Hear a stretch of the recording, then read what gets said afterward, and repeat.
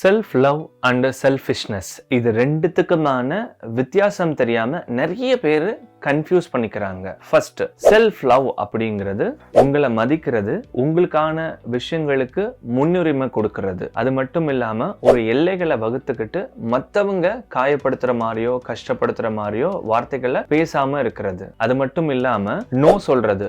அடுத்து practising kindness, நம்ம மேலேயே நம்ம அன்பா இருக்கிறது. அடுத்து க்ரோயிங் மென்டலி, பிசிக்கலி, ஸ்பிரிச்சுவலி. அடுத்து செல்ஃபிஷ்னஸ், எப்பவுமே எனக்கு என்ன இதுல லாபம், எனக்கு இதுல என்ன கிடைக்கும் அப்படின்னு யோசிக்கக்கூடிய நபர்களா இருப்பாங்க.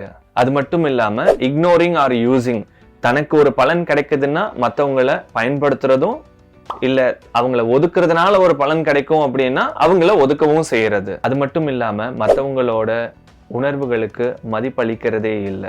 எப்பவுமே நான் தான் ஃபர்ஸ்ட், மற்றவங்க எல்லாம் அப்புறம் தான் அப்படிங்கிற ஒரு எண்ணம் இருக்கும்.